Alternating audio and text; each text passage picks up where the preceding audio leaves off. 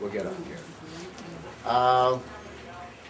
This is a suet feeder. Now you notice all these things are on this pole. It just shows you the versatility of the pole. This is a suet feeder. I have a hot pepper suet in here. Hot pepper suet, birds have no heat sensation at all. They eat peppers off your pepper bush. Try and grow peppers. When I put it in suet, I don't get any squirrels in my suet. Because they do taste peppers.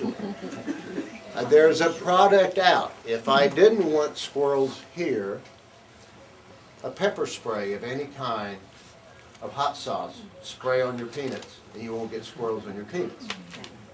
Now, people used to put powder on their, chili powder on their bird seed. We don't recommend that because when birds are flipping through the seed, they could get pepper in their eyes. That's why we don't recommend that. It used to be a common practice. This you can do anything with. You can put a half an orange in here, try to get an Oreo, raisins, fruit, peanuts in the shell, blue jays love. Do anything at all with that. 13 years ago, when we fed American goldfinches, we would take our feeders down in May because the finches would all fly back north to mate and have their babies. Now, in the past 3 years, we have lesser goldfinches that come in from the west that are staying here year-round. So now, you're not going to feed as many goldfinches in the summertime, but you will feed goldfinches because they are mating and nesting. Last year I had, well, during the winter I had about 65 to 75 goldfinches.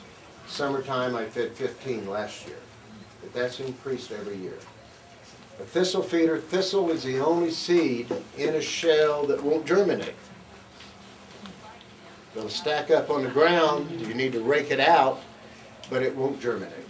It's heat treated when it comes in from the States. It comes from Africa. Which brings up a point, if you don't want any seed to germinate, you can put it in the oven, 350 degrees for 15 minutes, it kills the germination process. It's easier to do to feed a no-mess bird seed. It's just seed out of the shell. Anytime you take a seed out of the shell, it won't germinate. You don't get black shells accumulating under your feeders. Black sunflower seed accumulating under the feeder will kill St. Augustine. Okay, it reacts, there's some kind of chemical reaction. I don't know what it is, but it does do that. This, you won't have germination if you're feeding on a patio. If you live on the second or third story of an apartment house and you're feeding, your neighbors below will appreciate you not having shells. Okay?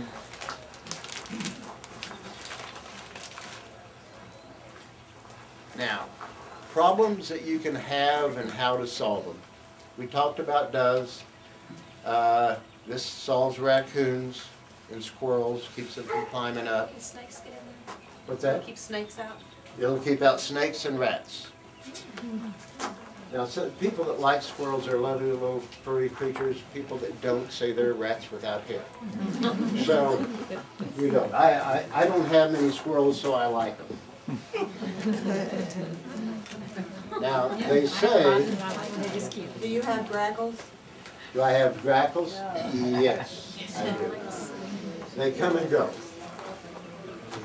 What I'm looking for up here is my safflower seed, which is another problem-solving seed. Maybe it didn't make it.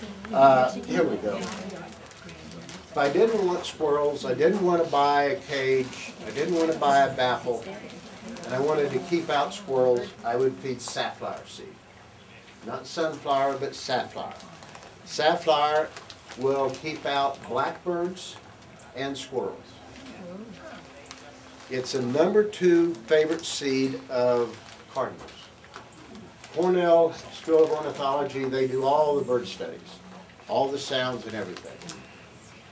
Black oil sunflower is your #1 seed. Safflower's your number 2 seed for cardinals, titmice, chickadees, nuthatches, all those birds. So it's a good problem-solving seed. Do any of those come in a compressed cylinder, like you have in your? They all come in bags, or 5-pound bags or 20-pound bags. All right. Yes, they do come in a compressed cylinder.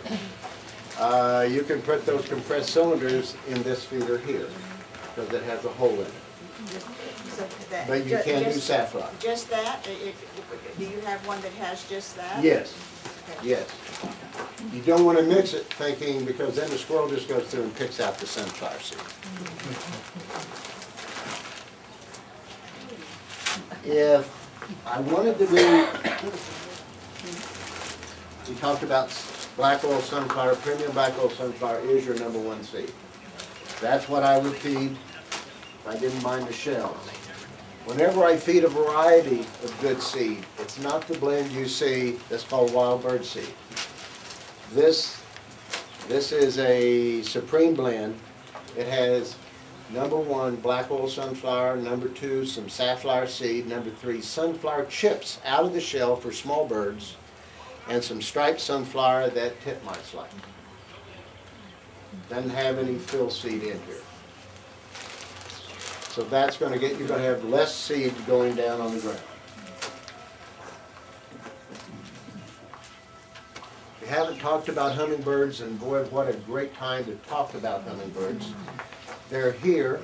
We'll get more. There'll be some migration that we'll see. It's been a little cool. If you had sufficient hummingbird plants, you can get a lot of hummingbirds without a hummingbird feeder.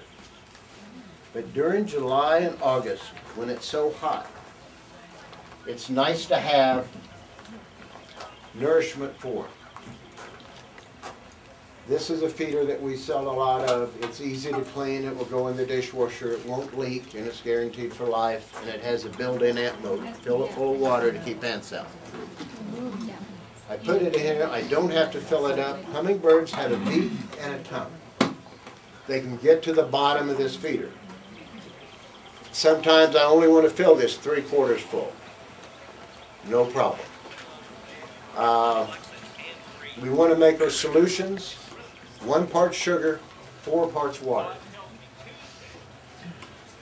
During July and August, I make it 5 to 1. And I change it every 3 days. Right now it's so cool you could get away with maybe 5, 6 days. But when it gets hot, every 3 days. I call this jet fuel for aerial combat. They need, now why flowers? You have all these red feeders, why flowers? Cone-shaped flowers not only gather nectar, but they trap insects in there, and bugs. Now hummingbirds get bugs in the air, but they also go in there and get bugs, and that's their growth protein for their babies. So when they raise their young, they need something besides jet fuel for aerial combat. This is going to keep them moisture that's hot in the summer. They'll visit a feeder like this 13 or 14 times a day. And they'll protect their feeder. We talk about really delightful bird families such as the cardinals who mate for life, and their young will stick around for the second. They all help each other. The male takes the bird's seed and crushes the shell off and then takes it and feeds the female. All women like this. But they take turns going to the feeder, and while she's sitting on the eggs, he feeds her. That's wonderful. Hummingbirds are different. Once they mate, that's the last time she has anything to do with him. That's it. That's all you're good for? She raises a young, she lays her eggs, she raises a young, and she'll chase him out of the territory. So there's just no love lost there. They like to protect the feeder. That's why many times we'll hang one feeder on one side of the house and one feeder around the corner. So one bully, male or female, can't protect both feeders. Okay? Any questions on hummingbirds at this point? Why do we get so few? We get the ruby throat, the black chin, sometimes a buff belly.